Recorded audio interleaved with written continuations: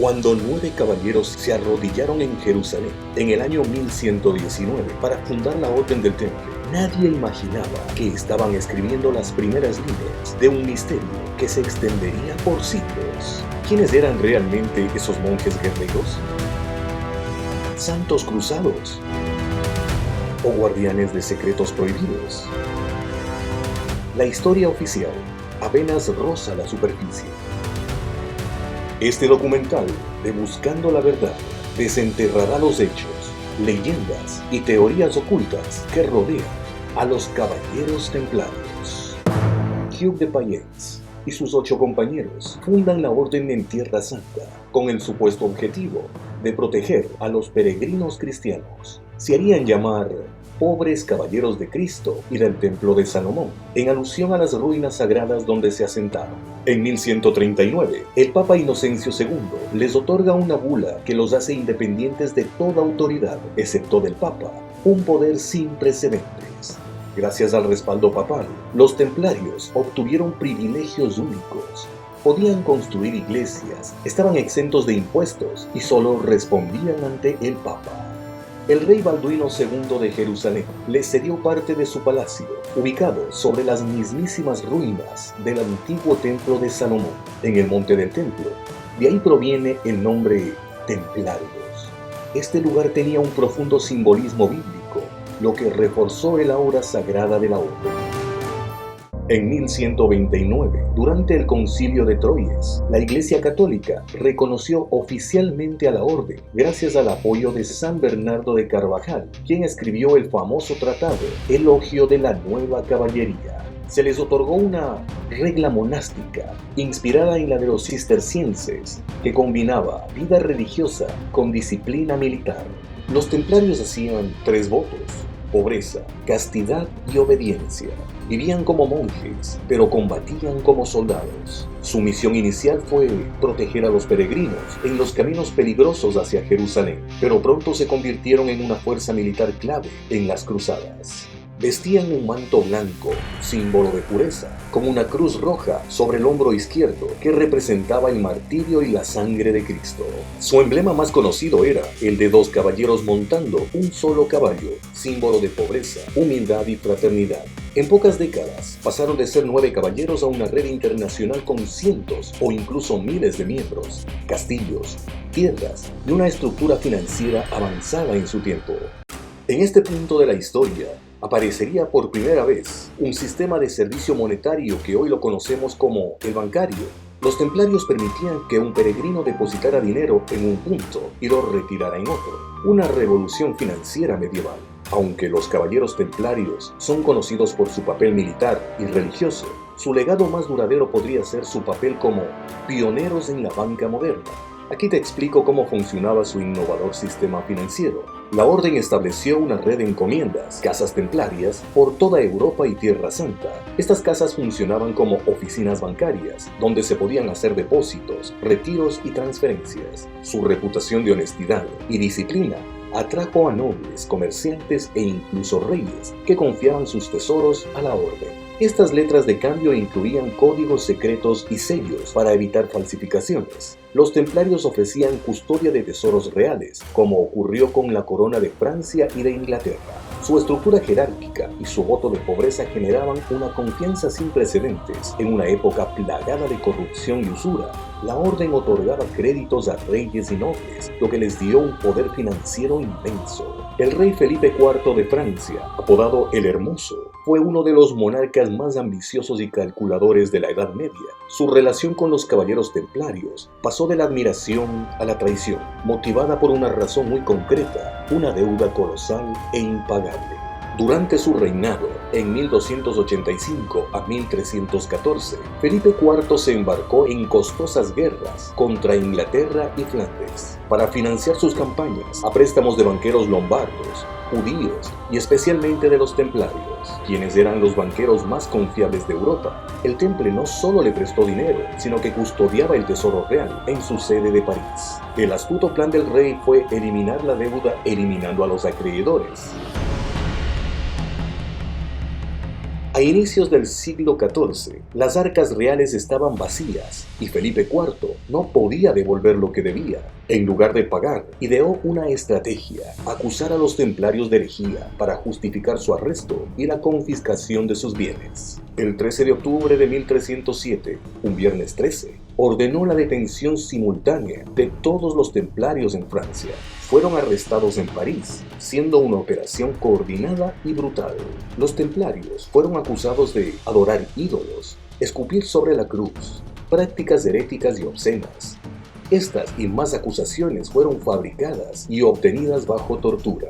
El Papa Clemente V, presionado por Felipe, disolvió la orden en el año de 1312. Jacques de Molay, el último gran maestre de los caballeros templarios, estuvo aproximadamente 7 años prisionero antes de ser ejecutado el 18 de marzo de 1314. Durante ese tiempo, fue sometido a interrogatorios, torturas y juicios manipulados, en un proceso que buscaba justificar la disolución de la Orden del Temple y la apropiación de sus bienes por parte de la corona francesa. El último gran maestre de los caballeros templarios fue quemado vivo, pero antes de que las llamas lo consumieran, lanzó una maldición que estremecería a Europa durante siglos. Dios vengará nuestra muerte, Papa Clemente, y tú también, Felipe. Antes de un año, os emplazo a los dos ante el tribunal de Dios. Sorprendentemente, se cumplió la maldición y con precisión escalofriante. Papa Clemente V murió el 20 de abril de 1314, apenas un mes después de la ejecución. Sufrió una enfermedad intestinal grave y, según crónicas, su cadáver fue abandonado por el hedor y parcialmente quemado por accidente durante el velorio. Mientras que el rey Felipe IV falleció el 29 de noviembre de 1314 tras caer de su caballo durante una cacería. Murió por fiebre y gangrena en medio de un sufrimiento atroz. Guillermo de Lorette, el jurista que organizó la persecución templaria, también murió ese mismo año, cerrando el círculo de la maldición, la misma que no terminó con sus muertes. En los años siguientes, los 3 hijos varones de Felipe IV murieron sin dejar herederos varones. En 1328, con la muerte de Carlos IV, se extinguió la dinastía de los Capetos, que había gobernado Francia por más de 300 años. Esta cadena de tragedias fue vista como el cumplimiento de la maldición y sembró el temor en las cortes europeas. Aunque algunos historiadores consideran la maldición una coincidencia o una construcción posterior, el impacto psicológico y político fue real. La historia de Jacques de Molay se convirtió en símbolo de injusticia, resistencia y venganza divina. Uno de los capítulos más enigmáticos de la historia templaria gira en torno a lo que hicieron o encontraron los primeros 9 caballeros en Jerusalén entre 1119 y 1129. Durante esos años no aceptaron nuevos miembros y apenas participaron en campañas militares. ¿Qué hacían entonces? Muchos creen que estaban excavando en secreto bajo el antiguo templo de Salomón en busca de reliquias sagradas o conocimientos prohibidos. El rey Balduino II de Jerusalén le cedió como sede la mezquita del Al-Aqsa, construida sobre las ruinas del templo de Salomón, en el monte del templo. En la Edad Media, se creía que ese lugar era el sitio exacto del Sancta Sanctorum, donde se había guardado el Arca de la Alianza. Para los templarios, establecerse allí no era solo estratégico, era simbólicamente poderoso. Las teorías más difundidas sugieren que excavaban en busca de el Arca de la Alianza, que según la Biblia contenía las tablas de la ley, el Santo Grial, no como copa literal, sino como símbolo del conocimiento divino. Textos antiguos, con saberes esotéricos, posiblemente de origen egipcio, hebreo o gnóstico, tesoros del templo original, ocultos antes de la invasión babilónica. Aunque no hay pruebas arqueológicas concluyentes, algunos indicios alimentan el mito. Tras esos 9 años, los templarios regresaron a Europa con un poder y prestigio inusitado. San Bernardo de Carvajal, su protector, escribió el tratado Elogio de la Nueva Caballería, comparándolos con los primeros cristianos. Algunos autores afirman que descubrieron documentos que comprometían a la Iglesia, lo que explicaría su posterior persecución.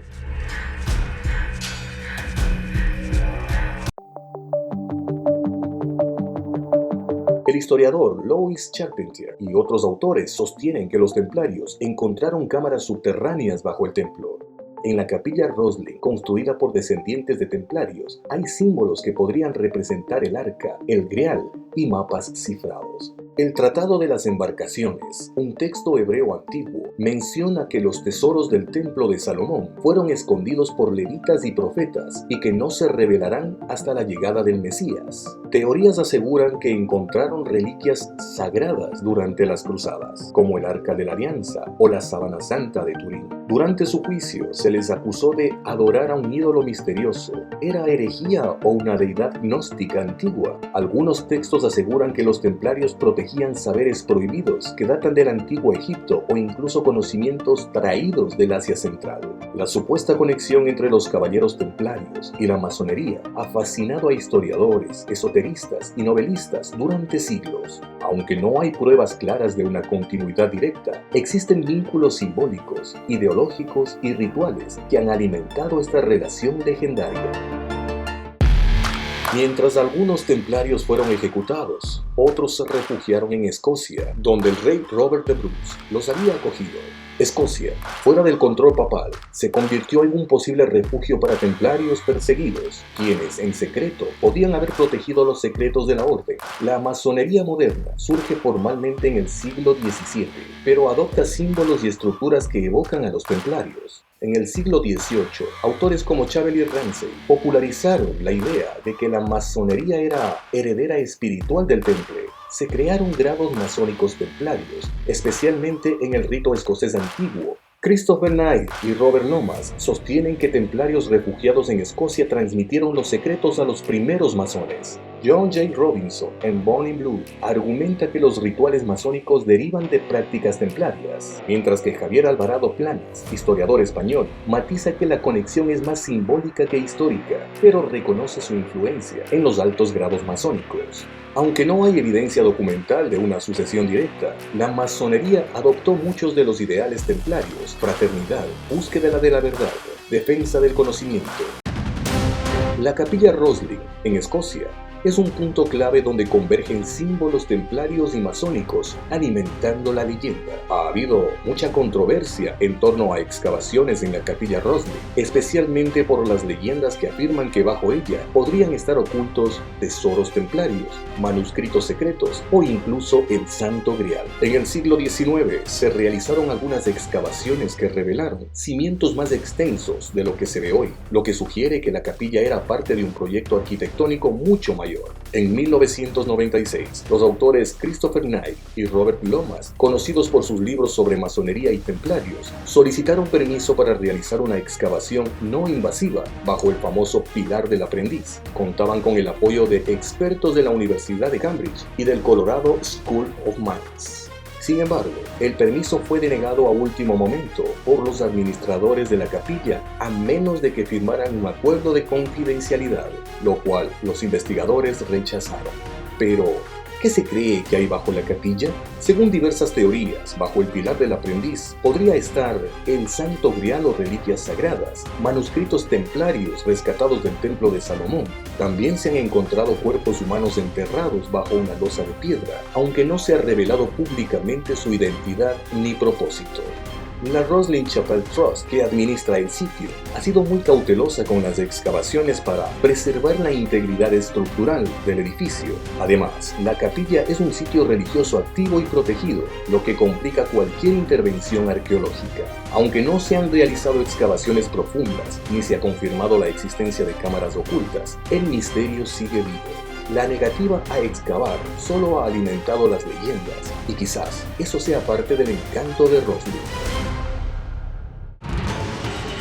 El sistema templario inspiró a futuras instituciones como los bancos italianos del Renacimiento. Muchas prácticas modernas, como la banca corresponsal, los cheques y la contabilidad centralizada, tienen raíces templarias. Rumores hablan de riquezas inimaginables escondidas en túneles secretos de París y fortalezas inexpugnables como Tomar, en Portugal. Además, se cree que su sistema de claves, sellos y contraseñas inspiró los primeros códigos masónicos. El llamado Tesoro del Templo es uno de los grandes enigmas históricos que rodean a los caballeros templarios. Aunque no hay pruebas concluyentes de su existencia, los rumores sobre un tesoro oculto han alimentado leyendas, novelas, películas y teorías conspirativas durante siglos. Pero, ¿de qué tesoros hablamos? Oro, plata y joyas acumuladas por la Orden durante casi 2 siglos, reliquias sagradas como el Santo Grial y el Arca de la Alianza o fragmentos de la Veracruz, documentos secretos que podían haber comprometido a la iglesia o revelado conocimientos esotéricos antiguos, mapas y códices cifrados, con rutas hacia lugares sagrados o escondites. Se cree que este tesoro fue escondido en algunos lugares que tienen mucho que ver con el mito. La capilla Rosslyn en Escocia. Se dice que los templarios huyeron allí tras su persecución en Francia. La capilla está llena de símbolos crípticos. Montségur, en Francia, una fortaleza cátara donde algunos creen que se transfirió parte del tesoro templario. Tomar, en Portugal, el último bastión templario en Europa. Su castillo y convento están llenos de simbolismo oculto. Teorías más audaces sugieren que los templarios llegaron al Nuevo Mundo antes que Colón, aunque no hay pruebas concluyentes, pero sí muchas pistas que incitan a pensar que sí pudo haber ocurrido. Varias teorías fascinantes sugieren que los caballeros templarios podían haber llegado al continente americano antes de Cristóbal Colón y haber escondido allí parte de su legendario tesoro, siendo su destino la isla de Oak en Nueva Escocia, Canadá. En la isla se descubrió un misterioso pozo llamado Money Pits, con túneles, plataformas de madera y símbolos extraños. Algunos creen que los templarios escondieron allí reliquias como el Santo Grial o el Arca de la Alianza. Esta es una historia fascinante que merece un capítulo completo que lo prepararemos para ti. Hay otras pistas que nos llevan a la capilla del Monte Córdoba, en Argentina, pues se han encontrado símbolos templarios, construcciones octogonales y pinturas rupestres con colores blanco, rojo y negros usados por los caballeros del temple. Se habla de una ciudad secreta fundada por templarios en el fuerte de Patagonia, en la región del Golfo de San Matías. La leyenda cuenta que escondieron allí cofres de oro y reliquias sagradas. Algunos exploradores aseguran haber encontrado estructuras medievales en ruinas.